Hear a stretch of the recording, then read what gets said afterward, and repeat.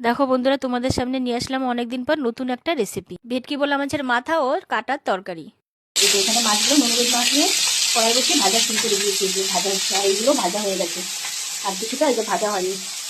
আমি কীভাবে রান্না করছি তোমরা পুরো ভিডিওটা দেখতে থাকো। যে ভাজা হচ্ছে মাছ, দেখো মাথাগুলো আমার ভাজা হয়ে গেছে সব লাল লাল করে। এবার ওই তেলের মধ্যে আমি আর একটু তেল দিয়ে আমি আলুগুলো ভেজে নেবো। এই যে ওই তেলের মধ্যে আলুগুলো ভেজে নেবো। আলুর উপরে দেখো একটু নুন আর একটু হলুদ দিয়ে নাড়া দিয়ে আমি লাল লাল করে আলুগুলো ভেজে নেবো। লাল লাল করে আলুগুলো ভেজে নেবো। দেখো আলুগুলো আমার ভাজা হয়ে গেছে, যে লাল লাল করে আলুগুলো ভাজা হয়ে গেছে। এবার সব আলুগুলো আমি তুলে নেবো।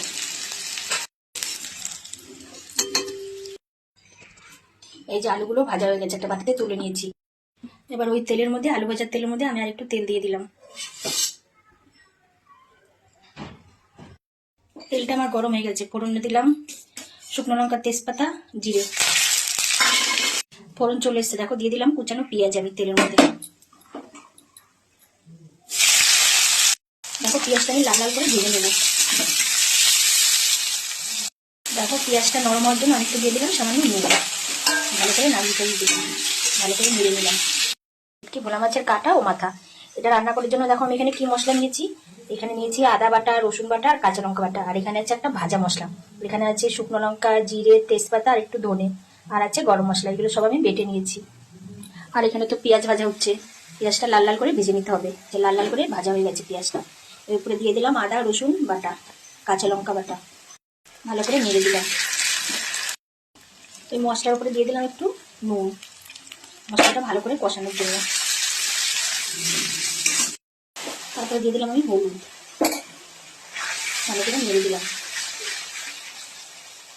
দেখো মশলাটা কষার জন্য আমি একটু জল দিয়ে দিলাম।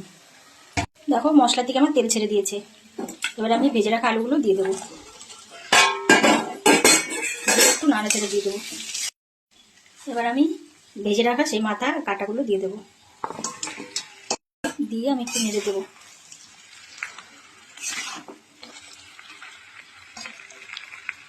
ভালো করে কষিয়ে তারপরে আমি জল দেবো। দেখো আমার কষানো হয়ে গেছে, আমি জল দিয়ে দেবো। জলটা অল্প করে দিতে হবে।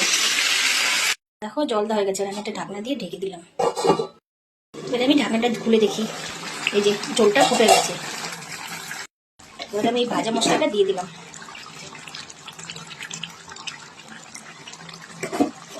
ভাজা মশলাটা দিয়ে দিলাম। এখানে যে বললাম জিরে, তেজপাতা, শুকনো লঙ্কা, গরম মশলা, ধনে সব ভেজে বেটে নিয়েছিলাম। দেখো তৈরি হয়ে গেছে আমাদের ভেটকি ভোলা মাছের কাটা ও মাথা। এই যে জল দিয়ে বেশি ফুটানো যাবে না, তাহলে মাথাগুলো সব ভেঙে যাবে।